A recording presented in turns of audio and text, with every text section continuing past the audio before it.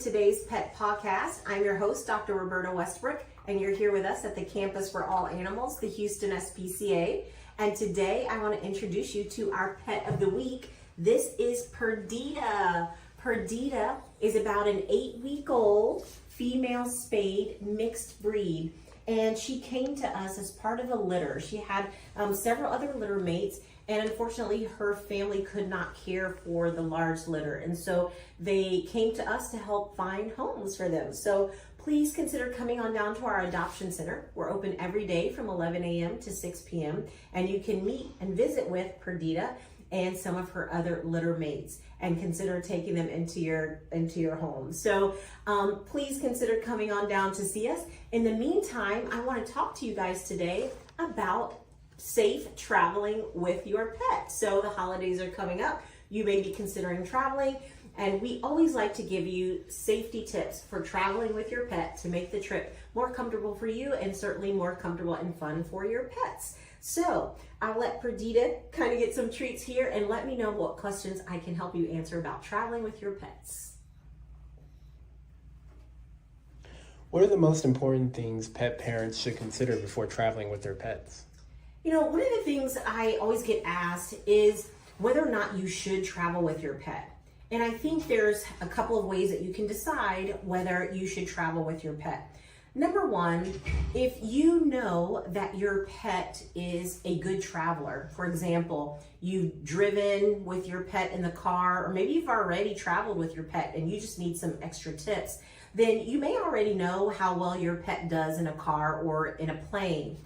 If you're not sure, if you are adopting a new pet or you've just never traveled with your pet, you may consider your pet's personality. Are they trained? Are they leash trained? Are they crate trained?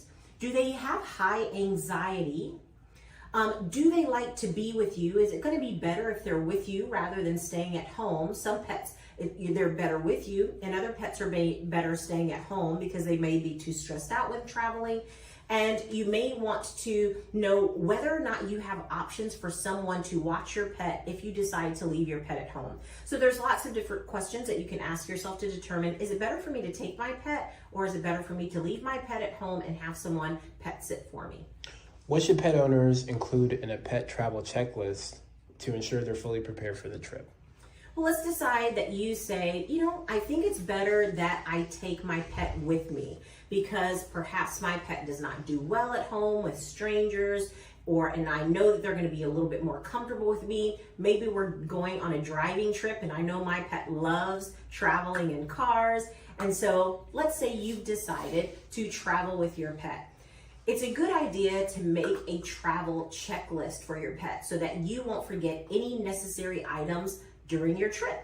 So the travel checklist will include essential items and comfort items. So some of the essential items that you always want to make sure you have when you're traveling with your pet are food and water bowls. You also want to have at least 3 days, but depending on your trip, maybe up to 2 weeks of food supply and water supply for your pet. You also want to make sure that you have any medications. If your pet is on any medications for an injury or an illness, you want to make sure that there's no interruption in your pet's treatment. So contact your family veterinarian ahead of the trip and make sure that you have an adequate medical supply of medications for your pet. You also want to make sure that you have a proper fitting leash and harness, because traveling, you want to make sure that you have a way to keep your pet close to you at all times. We don't want your pet to get lost. And then finally, you want to make sure that you contact your family veterinarian about options such as microchipping. In the event that your pet becomes unexpectedly separated from you, a microchip can help veterinary hospitals and shelters who may find your pet. It can help them reunite your pet with you really quickly. So those are some things that you want to make sure that you have. Always just follow up with your family veterinarian to make sure your pet's vaccines, flea, heartworm, and tick prevention are also up to date. Are there specific steps pet owners should take to help their pets acclimate to car travel? There are certainly some things that you can do to help you get your pet ready for traveling in the car. And some of that includes taking very short trips and then coming right back home, just so that your pet gets used to going into the car for short car rides and then building that time period up. So what you may want to do, if you're not sure if your pet travels well in the car, is you may decide, let's go around the block and let's see how your pet does. Now remember, when you're traveling around the block or any distance with your pet in the car, you want to secure your pet in the car. So you want to make sure that they have a harness that can be attached to a seat belt, or you want them to be in a carrier or a travel crate so that they're not just free roaming in the car if this is their first time. And traveling around the block and coming back home and rewarding them with a treat can make them feel like that was a really cool experience and let's do it again. And you may want to do that a couple of times a week and build up the time. Maybe you go around the block, or you go on 10 or 15-minute car rides until your pet gets used to the process and they start to associate it with being with you and being a fun sort of experience for them. So it may take some time, it may take a couple of weeks for you to get your pet used to it, but if you make it a good experience, that can be very helpful. And what about plane travel? How would that be different in acclimation? You know, it's hard to get your pet acclimated to a plane because you're not going to be able to do a whole lot of test rides. And so the main thing is making sure that your pet is comfortable in a travel crate. So traveling in a crate can sometimes be scary for pets if they've never done it before. And so you may want to consider getting a crate and making sure that your pet is used to being in the crate. Feed them in the crate. Give them toys and treats to go in the crate. Let the crate be a comfortable place for them so that they can feel like this is their safe space. That way, when they're traveling on a plane for the first time, being in the crate can be something that they consider a safe space. So you can have comfortable blankets, even maybe a t-shirt that smells like you. You can have their favorite toys, and you want to make sure that the crate is adequately sized for them. And that's going to be the best way to get your pet to be comfortable on a flight. How can you tell if your pet is a good candidate for travel, or if they might be better off staying at home with a pet sitter? So if you feel like your pet gets very nervous when they leave the house, or they're nervous with new experiences and new people, you may consider a few things. Are they going to be more nervous staying at home with a pet sitter, or do you think that if they're traveling with you, they may be able to, you may be able to reduce your pet's anxiety? So just understanding your pet's behavior, you'll have a sense about whether or not your pet would be more comfortable staying at home and having someone visit them at home and in their comfortable environment, or if your pet would much rather be with you. That way you can kind of control how they're feeling, and you may be able to keep them calm on a trip.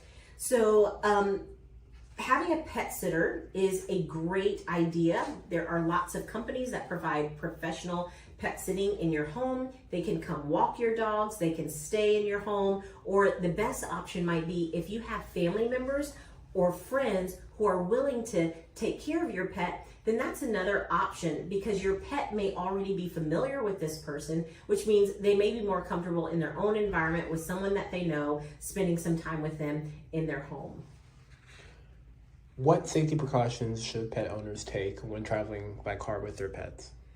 You know, traveling by car can be so fun with your pet, but you do want to make sure that they're staying safe. One of the things that you can do is fit your pet with a proper harness that can be attached to a seat belt. As you know, when traveling, there's always a potential for accidents, and we want your pet to be able to stay secured in their seat if there's an accident. So a seat belt for a dog is going to be really helpful. If you have a cat, it's best that your cat travel in a soft travel carrier or even a plastic travel carrier. Other options are going to be seat covers that have kind of like a way to allow your pet to sleep comfortably on top of your seats and not be able to jump front and back. It sort of protects you. There's a barrier that protects your pet from going from the back to the front or the front to the back. And in that way, you can sort of confine them in a safe space while you're traveling. What are some tips for helping pets who experience anxiety or motion sickness during car rides? Please talk to your family veterinarian if you think that your pet gets car sick. There is medication that's available that we can prescribe for your pet. that will help them with their anxiety, and medication that can help them with their car sickness.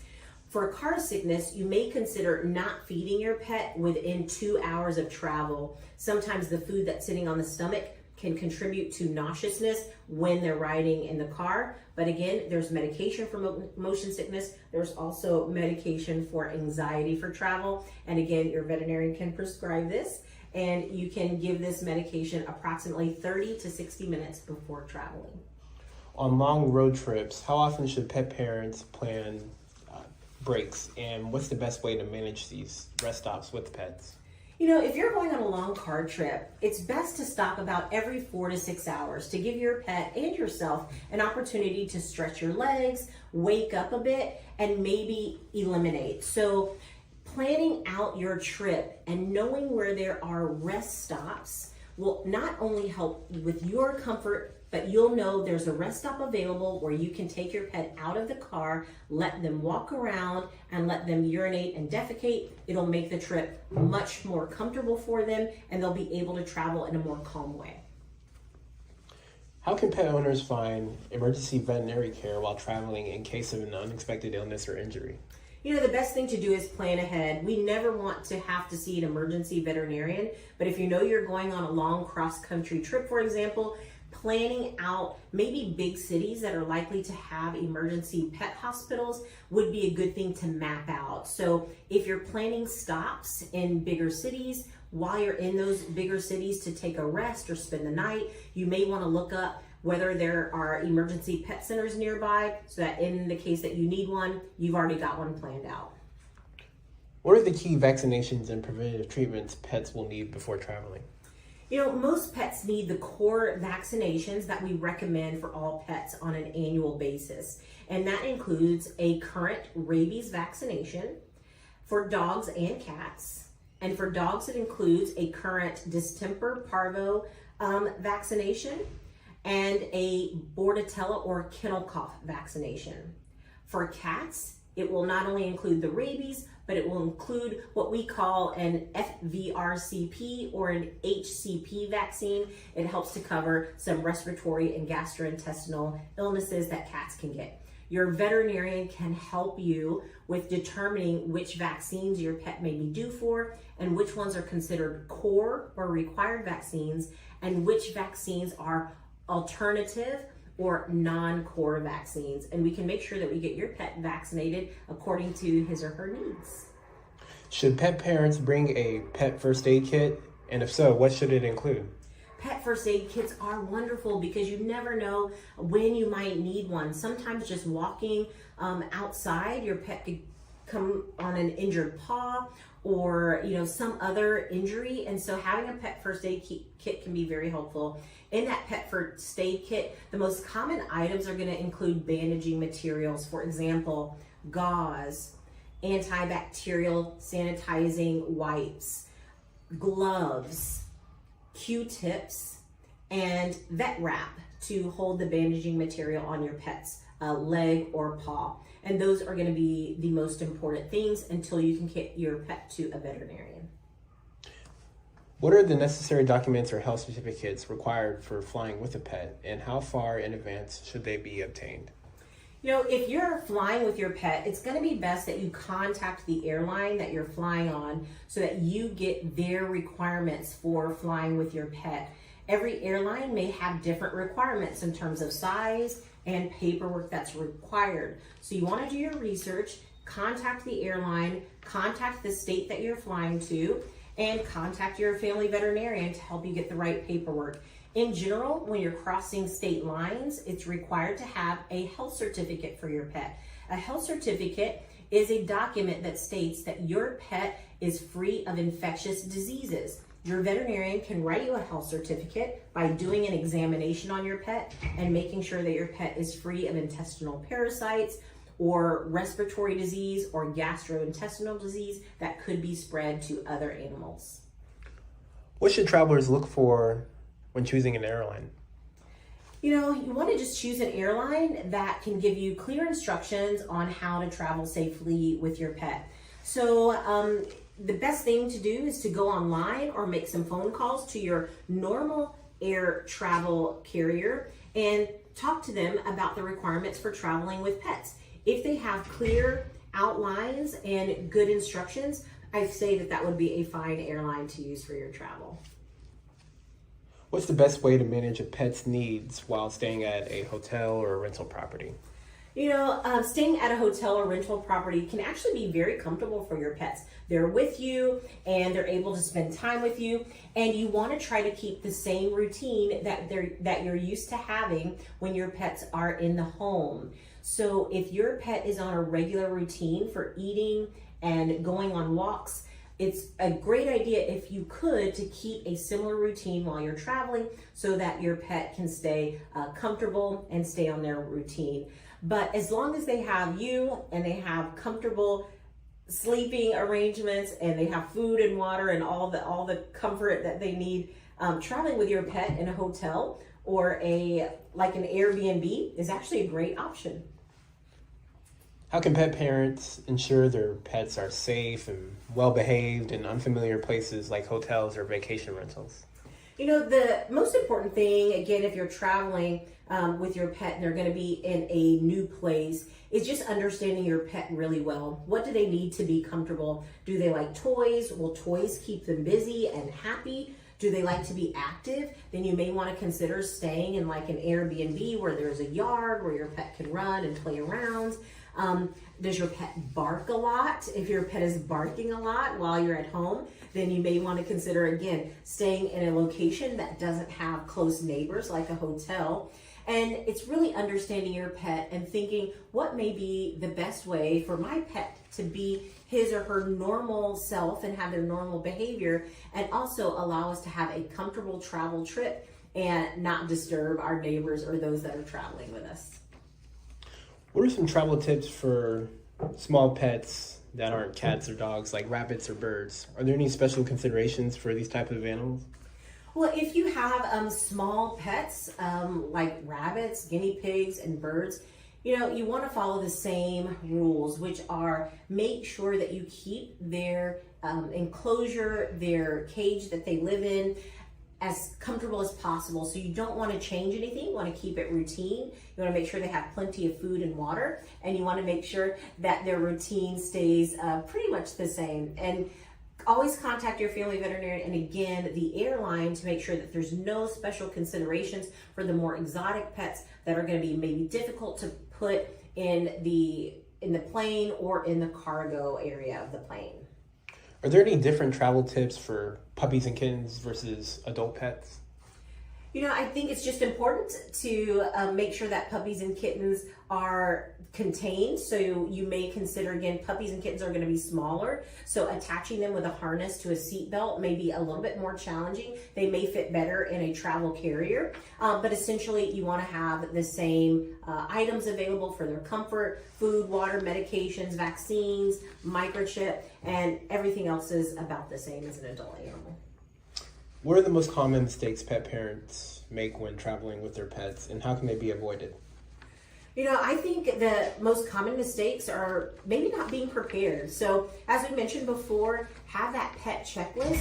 Make sure that you're packing everything that you think your pet could need. Plan ahead for emergency pet care, and make sure that you are planning for your pet to have a very comfortable stay in terms of housing and activities that you may be doing. But as long as you're planning ahead and thinking about your pet's needs, the trip should go well. Well, we thank you so much for joining us today on the Pet Pawcast and spending time with me and Perdita. She's waiting to see you in our adoption center, so please come on down every day, 11 a.m. to 6 p.m. We would love to have you. We will see you next week on the Pet Pawcast. I'm your host, Dr. Roberta Westbrook. Bye-bye.